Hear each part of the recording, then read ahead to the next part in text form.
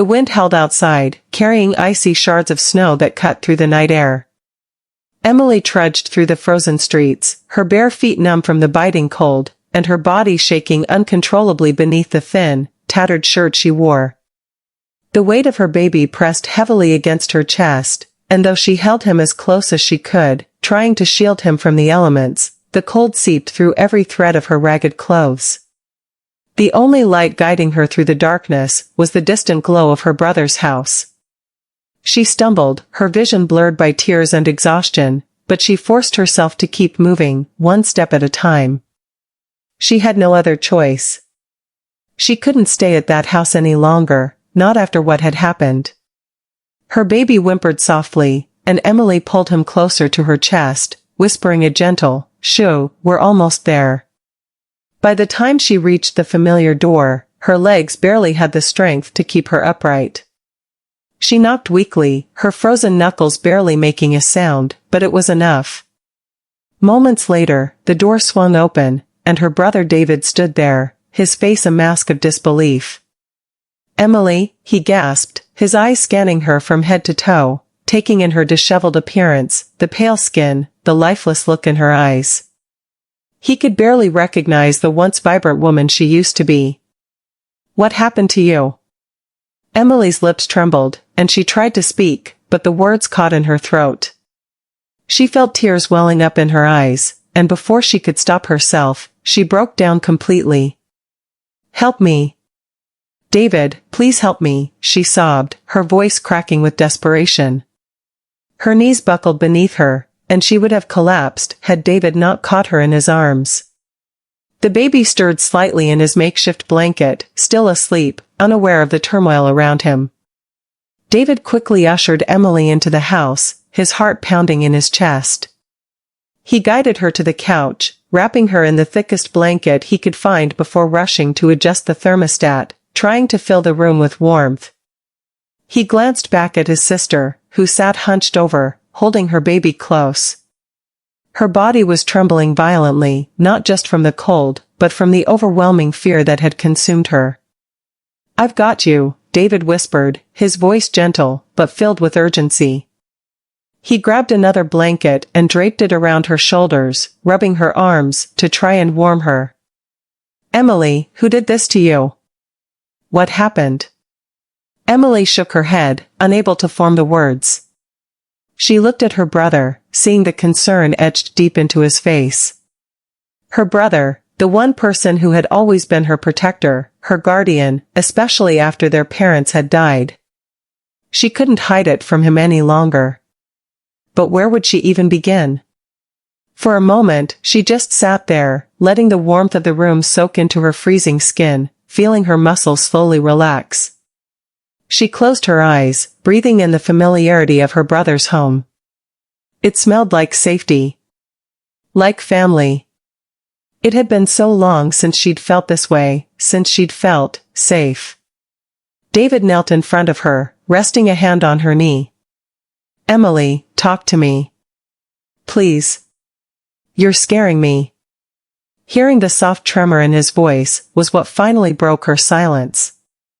Emily took a deep breath, trying to steady her shaking hands as she adjusted the blanket around her son. It's been a nightmare, David," she began, her voice barely above a whisper. "I had to leave. I couldn't stay there anymore." David frowned, confusion mingling with his concern. "Leave? What do you mean?" "Leave where?" "My in-laws' house," Emily said, a fresh wave of tears threatening to spill from her eyes.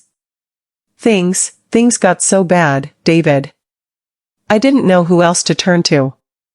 I didn't want to worry you, but," she stopped, her voice catching again, and she buried her face in her hands. The memories of the last few months, of the cruelty and isolation, flooded back, overwhelming her. David's expression darkened. "What did they do to you, Emily?" His voice had taken on a steely edge, and his hands clenched into fists at his sides.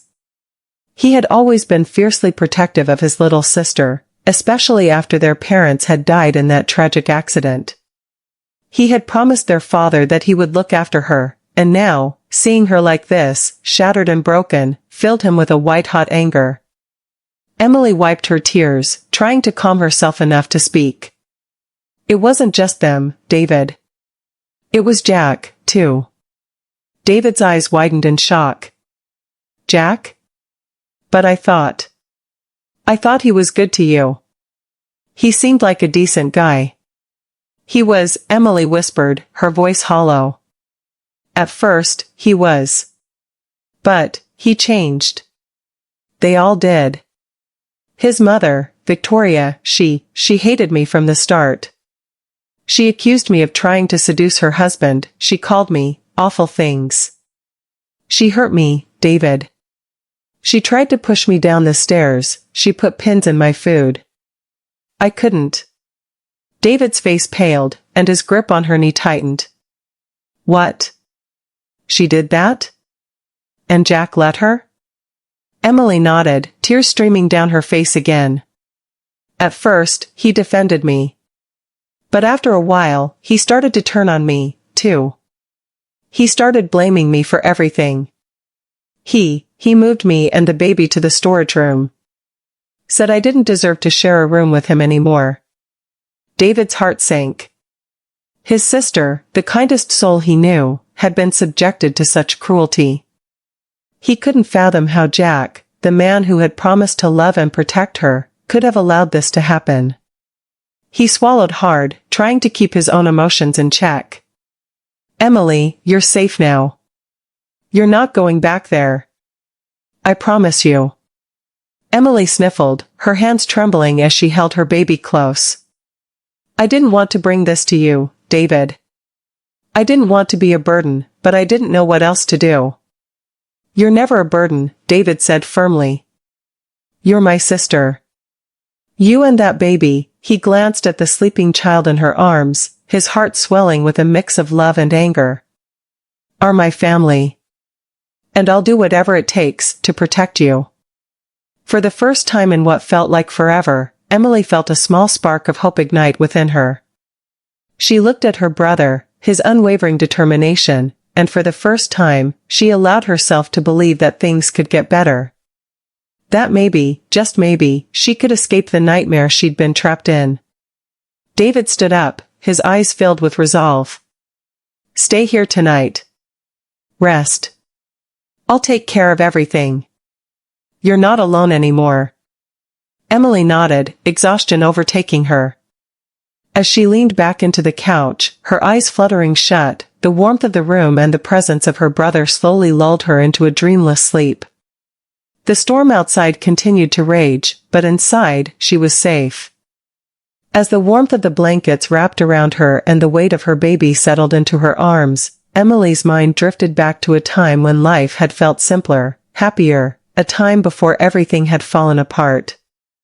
The memories played out in her mind like a distant dream, a life she could hardly recognize as her own anymore. Emily had always been a bright, caring person, eager to help those around her. Raised in a loving, though strict, household, she had learned the values of kindness, hard work, and family early on. Her parents, though not wealthy, had always prioritized her and her brother David's well-being, teaching them to look out for one another no matter what. But when a tragic car accident took their parents' lives, those childhood lessons took on a new significance. Emily had only been 4 years old when the accident happened. David, 5 years her senior, had been in 3rd grade at the time, old enough to remember every detail of that night. It was a bitterly cold winter evening, much like the one she had just escaped from. Their mother, Susan, a nurse, had been working late at the hospital, and their father had gone to pick her up. On their way home, their car was hit head-on by a truck whose driver had fallen asleep at the wheel. In the blink of an eye, both of their parents were gone. Emily didn't remember much from that time, just fragments of images and feelings, the flashing red and blue lights of the ambulance, the cold hospital corridors, and the crushing sense of loss that seemed to settle over their lives like a heavy blanket. But one thing she did remember clearly was her father's last words to David before he had left that night. "I'm counting on you to take care of your sister," he had said, in the casual way parents do when they're stepping out for a moment. But those words, spoken so lightly, had become a solemn promise for David. And from that day forward, he had taken on the role of protector, doing everything in his power to keep Emily safe. After their parents' deaths, Emily and David had been on the brink of being sent to separate foster homes. It was a terrifying prospect for both of them. Emily couldn't bear the thought of being separated from her brother, and David, still grieving the loss of their parents, couldn't fathom losing his sister, too. But fate had intervened in the form of their paternal grandparents, George and Alice. Though they hadn't been particularly close to them before, George and Alice had taken them in, saving them from a life of uncertainty in the foster care system. The first time Emily met her grandfather George, she had been struck by how much he looked like a storybook version of Santa Claus. His thick, white beard and bushy eyebrows made him seem larger than life, but there had been a sadness in his eyes when he looked at David. "You're the spitting image of your father," George had said, his voice gruff, but tinged with emotion. Emily remembered seeing a glimmer of tears in his eyes, though he had quickly turned away to hide them. Their grandmother Alice, on the other hand, had been warmth and kindness personified. When they arrived at her house, she had enveloped Emily in the kind of hug that made all the hurt and fear melt away, if only for a moment. "Oh, poor child," she had sobbed, rocking Emily gently as if to reassure her that everything would be okay. It had been in that moment that Emily began to feel, for the first time since the accident, that they might just be able to rebuild their lives. George and Alice lived in a large house nestled in the rural mountains, far from the noise and bustle of the city. The house itself was old and rustic, filled with the comforting smell of wood and earth, and surrounded by sprawling acres of land that seemed to stretch on forever. It was a peaceful place, perfect for two children who needed time to heal. George was a renowned potter, known far and wide for his intricate and beautiful creations. His work was so well respected that a single teacup could sell for thousands of dollars. Though George could be stern and set in his ways, his dedication to his craft was something that fascinated both David and Emily. Emily had always admired her grandfather's work, but it was David who had truly taken an interest in pottery. Despite George's gruff demeanor, there was something about the way he created his pieces, with such focus and precision, that drew David in. From a young age, David had been a natural with his hands, and pottery seemed to be a perfect fit for him. But George, still haunted by the memory of his estranged relationship with Emily and David's father, had been adamant that his grandson follow his own path. He had forced Emily's father to continue the family business, a decision that had ultimately led to a painful rift between them. George didn't want to make the same mistake with David. "You have a chance to follow your dreams, boy," George had said one day, his voice firm but laced with regret. "Don't waste it on this old trade. Your father wanted freedom, and I didn't give it to him. I won't make that mistake again." Despite his grandfather's warnings, David had insisted on learning pottery, drawn to the craft in a way that neither Emily nor George could fully understand. George eventually relented, and over the years, David grew more and more skilled, even while excelling in school. He was a star athlete, a brilliant student, and a popular friend among his peers. To Emily, he had always been something of a superhero, capable of anything he set his mind to. While David pursued his passion for pottery, Emily's path took her in a different direction. Inspired by the memory of her mother, she had always dreamed of becoming a nurse. She wanted to help people, to care for them in the way her mother had once done. After high school, she attended nursing school and thrived in her studies, eager to follow in her mother's footsteps. But while she was away studying, their grandmother Alice's health had begun to deteriorate. When David had returned from university to take care of their ailing grandmother, Emily had been torn. She wanted to come home, to help care for Alice, but David had insisted that she stay in school. "This is your dream, Emily," he had told her over the phone one night. "Grandma wouldn't want you to throw it away. I'll take care of things here." So Emily had stayed, pushing through the guilt and focusing on her studies. It hadn't been easy, but David had always been there to support her, checking in regularly to make sure she was okay. And when she finally graduated and landed a job as a nurse, David had been the first to congratulate her. It was during this time that she met Liam. Tall, charming, and incredibly hard-working, Liam was the son of the hospital director, and he had quickly made an impression on Emily. At first, she had been drawn to his kindness and the way he seemed so dedicated to his work. They started dating, and it wasn't long before Liam proposed. The proposal had come as a surprise to Emily, but she had said yes, caught up in the whirlwind of romance and the promise of a bright future together. Their wedding had been grand, attended by family and friends, with David and George standing proudly by Emily's side. George had brought along a small framed picture of her parents, and at the reception, David had presented it to her, tears in his eyes.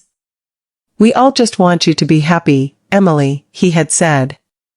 "Mom and Dad, too." The image of that day had stayed with Emily for years, the way David had openly cried for the first time in years, the way George had clasped her hand in his, and the video of the ceremony that they had shown to Alice, who had been too ill to attend. Alice had cried, too, watching the video from her sickbed, filled with pride and joy for the granddaughter she had helped raise. After the wedding, Emily had left her job as a nurse and moved into Liam's family home, eager to start the next chapter of her life. She had embraced her role as a homemaker, supporting Liam in his work and caring for their newborn son. At first, everything seemed perfect. Liam was kind, attentive, and everything she had ever dreamed a husband would be. They lived comfortably, and for a while, it seemed like the life she had always hoped for. But little did Emily know, the happiness she had found was about to unravel, and the fairy tale life she had imagined was about to turn into a nightmare she could never have predicted. Emily's life seemed perfect, at least on the surface. After her son was born, she and Liam had moved into his parents' home, a large estate that stood as a testament to their family's wealth and success. Liam's father, George, had welcomed her warmly, insisting she make herself at home, while her mother-in-law, Victoria, had been polite, though somewhat distant. At first, Emily had dismissed this distance as nothing more than the natural awkwardness that came with blending families, but it wasn't long before that awkwardness turned into something far more sinister. It started with small comments, veiled insults hidden beneath a facade of concern. "Oh, Emily, I see you're still struggling to lose the baby weight," Victoria would say with a saccharine smile. "It's understandable, of course. It takes some women longer than others. I just hope Liam isn't disappointed." At first, Emily had brushed it off, trying not to let Victoria's barbs get under her skin. She didn't want to cause tension in the house, and she certainly didn't want to upset Liam. After all, he had been nothing but supportive of her, even when she'd left her nursing job to focus on raising their son. He had assured her that they didn't need the money and that her role as a mother was far more important than anything else. For a while, Emily had believed him. But as the weeks turned into months, the tension in the house began to escalate. Victoria's comments became more frequent, more pointed, and there was always a sense of malice lurking beneath the surface. "You know, Emily, it's important to keep your husband happy," she would say casually, as if it were just friendly advice. "Men have needs, and if you don't take care of those needs, well, don't be surprised if he starts looking elsewhere." Emily had tried to confront Liam about it once, hoping he might speak to his mother and put an end to the passive-aggressive attacks. But Liam had simply brushed it off. "She doesn't mean anything by it," he'd said, his voice calm and dismissive. "She's just old-fashioned. Don't let it bother you." But it did bother Emily. It bothered her more than she could admit, even to herself. Victoria's words ate away at her self-esteem, making her question everything she had once been so sure of, her appearance, her worth, her role as a wife and mother. And just when she thought things couldn't get worse, Victoria's behavior took a far more dangerous turn. It started one afternoon when Emily was alone in the kitchen, preparing lunch. She was boiling water for tea when she suddenly felt a sharp pain in her back, as if something had hit her. She turned around, and there was Victoria, standing a few feet away, a satisfied smirk on her face. "You should be more careful," Victoria said, her voice dripping with false concern. "You wouldn't want to get hurt." Emily's heart raced as she looked down at the floor and saw a small, sharp object, one of the pins Victoria used in her sewing projects, lying at her feet. It had been thrown at her. Victoria had thrown it at her. Shaken, Emily tried to gather her thoughts, but Victoria was already walking away, humming to herself as if nothing had happened. For a moment, Emily stood frozen, her mind racing. She wanted to tell Liam, to make him see that his mother was actively trying to hurt her. But then she remembered how dismissive he had been when she had tried to talk to him about the verbal abuse. If he hadn't believed her then, why would he believe her now? The incidents continued to escalate. There were more pins hidden in her food, deliberately placed where Emily would least expect them. Once, while walking down the stairs, she felt a hand press against her back, shoving her forward. She barely managed to catch herself before she fell, her baby strapped to her chest in his carrier. When she turned around, she saw Victoria standing at the top of the stairs, her arms crossed, her eyes cold and unfeeling. "Careful, dear," Victoria had said, her voice mocking. It would be such a tragedy if something happened to the baby. That was the moment Emily realized her life, and the life of her child, was in real danger. She had to leave. But where would she go? She had no job, no money of her own. Liam controlled all the finances, and as far as he was concerned, everything was fine. He had become distant, almost indifferent to her concerns. When she tried to talk to him about what was happening, he would either change the subject or accuse her of being paranoid. "Emily, you're overreacting," he'd say, his tone clipped and dismissive. "My mother isn't trying to hurt you. You need to stop imagining things." But she... "No. I'm not having this conversation again. You're just stressed from being home with the baby all the time. Maybe if you got out more, you wouldn't be so emotional." His words stung, but they also filled her with a creeping sense of isolation. The man she had once loved, the man she had thought would always stand by her, was slipping away. He wasn't just distant, he was actively choosing to ignore the abuse she was suffering at the hands of his mother. And slowly, Emily began to realize that Liam's indifference wasn't the only problem. He had changed in other ways, too. At the hospital, where he worked as an administrator, Emily had always known Liam to be professional, maybe even a little stern at times, but never cruel. However, after they moved into his parents' house, she started hearing stories from the nurses. Liam had become increasingly harsh, barking orders at the staff and belittling them for the smallest mistakes. "You're getting paid, aren't you?" he would snap at them. "Then do your job. And do it faster." Emily had overheard him once, reprimanding a nurse so severely that the poor woman had burst into tears. She had tried to intervene, gently reminding him that everyone was doing their best, but Liam had turned on her in front of the entire staff. "Don't you dare tell me how to do my job, Emily," he had hissed, his voice low and menacing. "This is my hospital, and I'll run it however I see fit." The humiliation had been unbearable. She had never seen this side of Liam before, and the man she had married seemed to be vanishing before her eyes. The worst part was, his behavior at home began to mirror his behavior at work. He became increasingly critical of her, snapping at her for the smallest things, how she cooked, how she dressed, how she took care of the baby.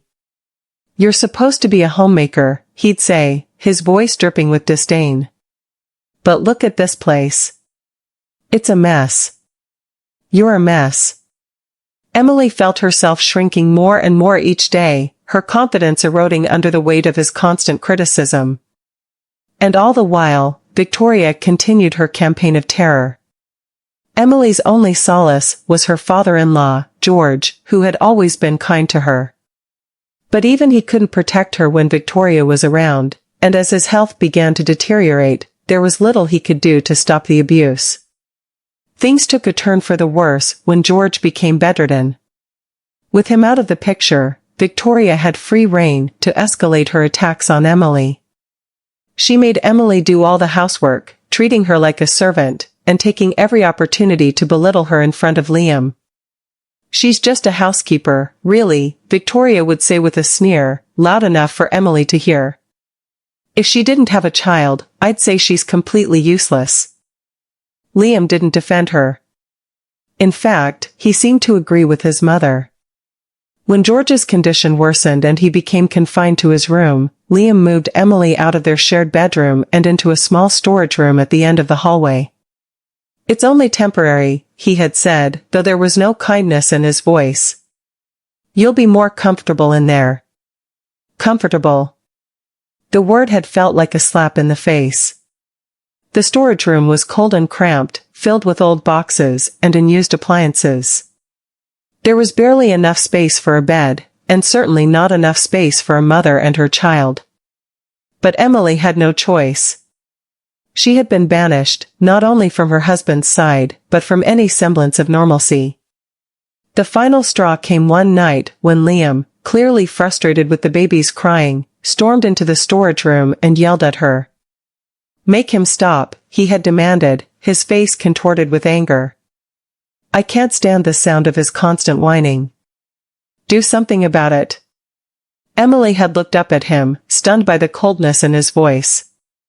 This was the man who had once held their baby with such tenderness, who had promised to be a loving father. But that man was gone, replaced by someone she no longer recognized. In that moment, something inside Emily snapped. She realized she couldn't stay there any longer. She couldn't subject her child to this toxic environment, and she couldn't allow herself to be crushed under the weight of Liam and Victoria's abuse. She had to leave. She had to find a way out. The only thing that held her back was her concern for George. He had been the only one in that house who had shown her any kindness, and leaving him behind felt like abandoning him to Victoria's cruelty. But even George, frail and confined to his bed, had urged her to go. "Don't worry about me, Emily," he had whispered one night when she visited him. His hand, weak and trembling, had pressed several $100 bills into hers. "You need to get out of here. Take your baby, and go to your brother's. I'll be fine." Emily had felt the tears sting her eyes as she looked down at the money in her hands. It wasn't much, but it was enough to get her and her child to safety. And with George's blessing, she made the decision that would change everything.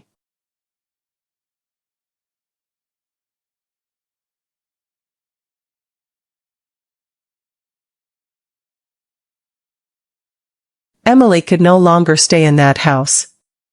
Every moment in her in-laws' home felt like a battle for survival, a struggle to maintain her dignity and protect her son from the toxic environment that had consumed their lives. Victoria's cruelty was escalating, and Liam, the man she once loved, had become a stranger, cold, distant, and complicit in his mother's abuse.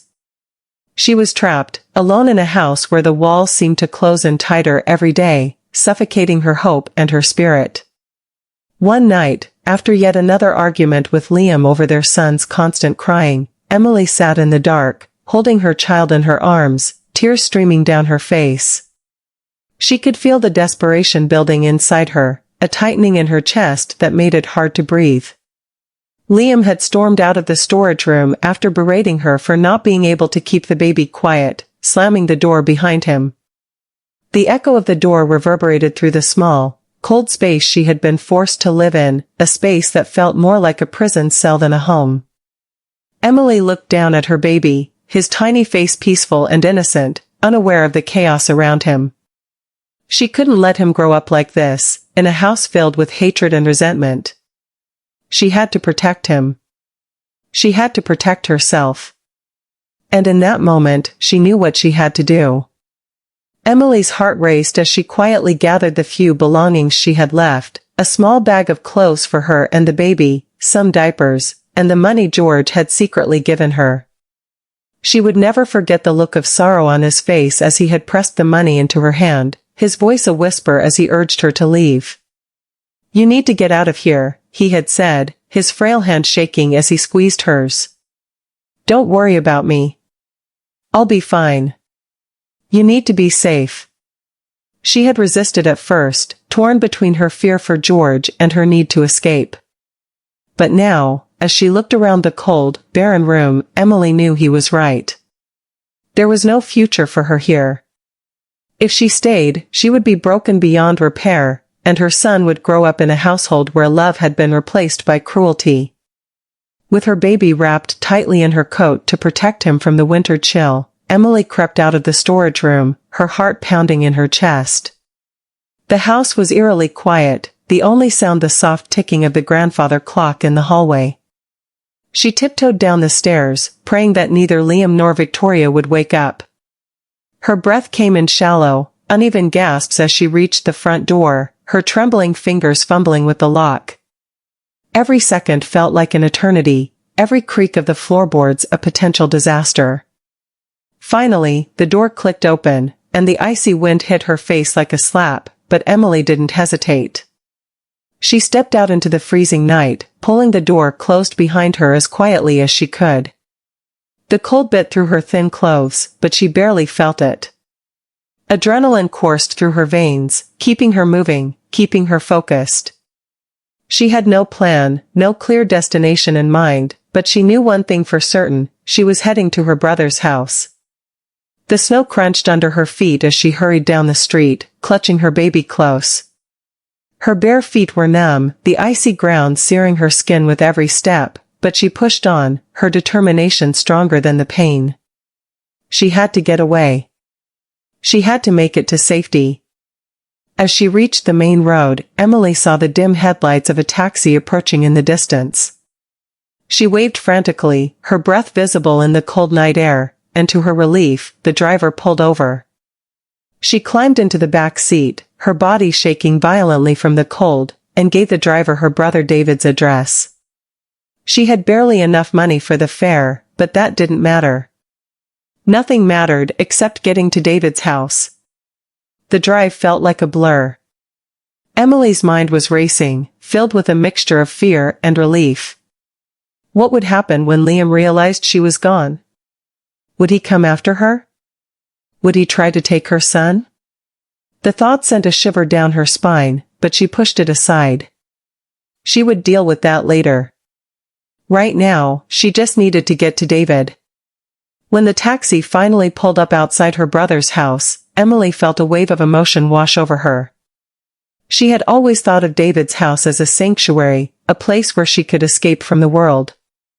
Now, more than ever, it was her only hope. She handed the driver the crumpled bills George had given her, barely enough to cover the fare, and stumbled out of the taxi, clutching her baby tightly.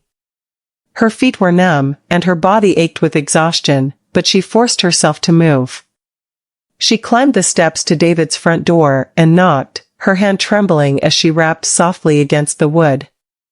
For a moment, there was only silence, and Emily's heart sank. What if David wasn't home? What if she was too late?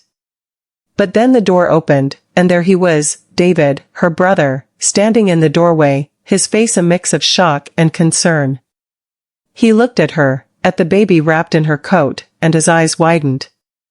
"Emily," he said, his voice barely above a whisper. What happened? Are you okay?" Emily opened her mouth to speak, but no words came out. The tears she had been holding back for so long finally broke free, and she collapsed into David's arms, her body shaking with sobs. "Help me," she whispered, her voice cracking with desperation. "Please, David, help me." David wrapped his arms around her, pulling her inside and shutting the door behind them. "You're safe now," he whispered, his voice firm and reassuring. "I'm here. You're safe." As Emily collapsed onto the couch, David draped a thick blanket over her shoulders and turned up the heat in the room. He took the baby from her arms and gently placed him in a crib he quickly set up by the couch. Emily watched through tear-filled eyes as her brother moved around the room, his face tight with worry but his actions calm and methodical. She wanted to speak, to explain everything that had happened, but the words wouldn't come. The exhaustion was too great, the weight of the past months too heavy. David knelt beside her, resting a hand on her knee. "You don't have to say anything right now," he said softly. "Just rest. We'll figure this out. You're not alone anymore." For the first time in what felt like forever, Emily allowed herself to believe that things could get better. She was safe. She was with her brother, and no matter what happened next, she knew she wouldn't have to face it alone. As the warmth of the room began to seep into her frozen bones, Emily closed her eyes, her body finally surrendering to the exhaustion that had been building inside her for so long. And for the first time in months, she slept.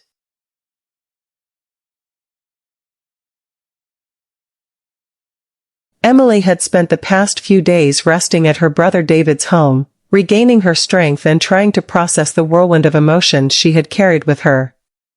The safety she felt at David's house was overwhelming, and for the first time in months, she had slept without the constant fear of what tomorrow might bring.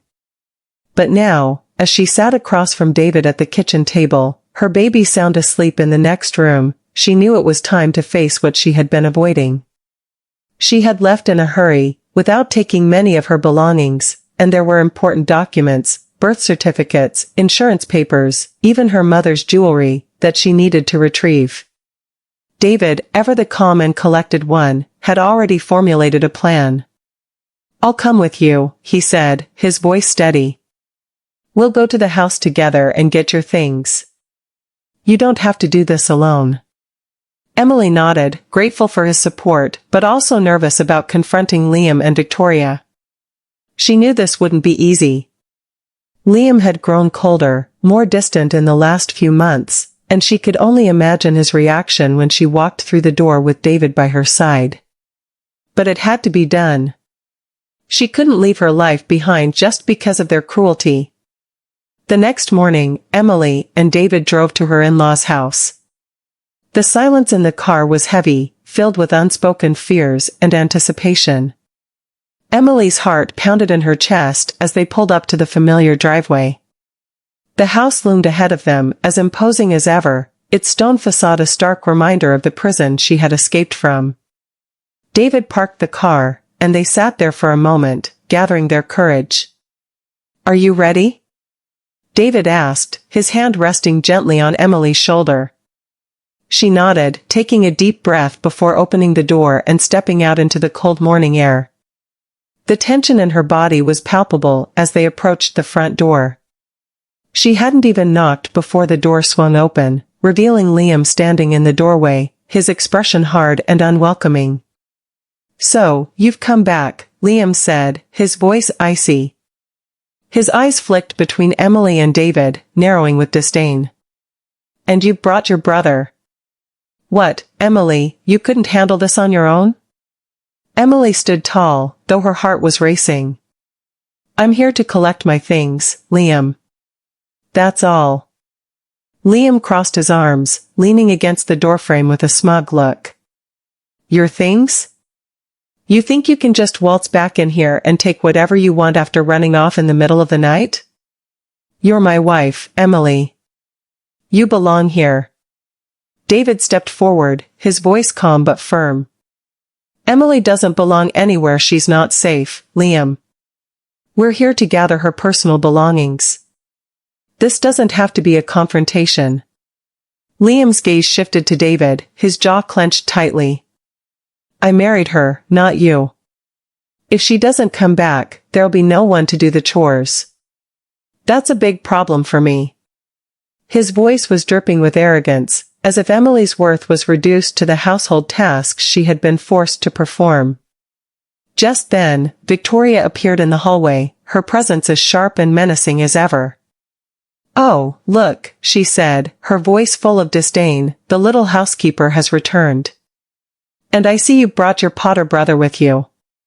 Must be a hard life for you, isn't it, David? Living off your little cups and plates.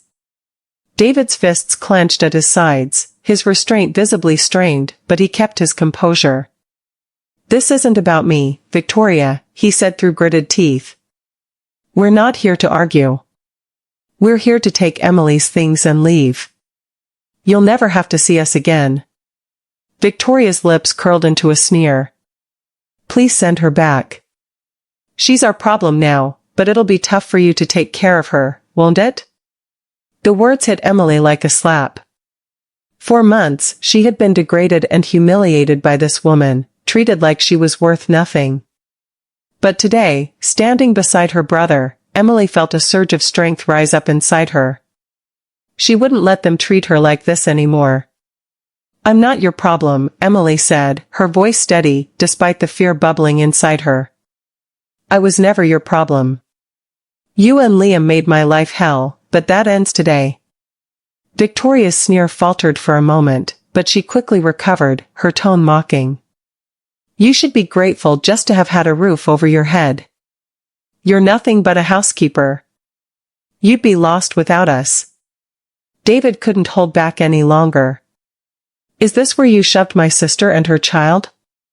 Into a storage room? Treated them like they were worthless? You should be ashamed of yourselves. Before Victoria could respond, George's voice rang out from the back of the house. Let them in. Emily's breath caught in her throat as she saw her father-in-law being wheeled into the room by a nurse. He looked frail, but his eyes were sharp and filled with determination. Let them collect their things, George said, his voice weak but resolute. And while they're at it, I have something to say. Liam and Victoria exchanged confused glances as George motioned for Emily and David to follow him into the living room. Once they were seated, George pulled out a small tape recorder from under the blanket on his lap. I've been recording everything that's been happening in this house, he said, his voice hoarse. Every insult, every threat, every time you two tried to hurt Emily and her child.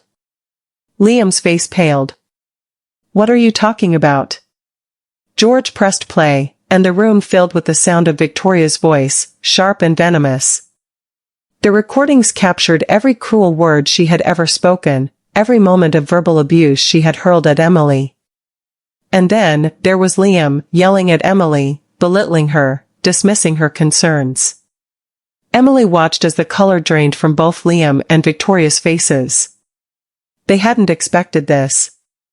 They had underestimated her, underestimated George. But now, the truth was out, and there was no going back.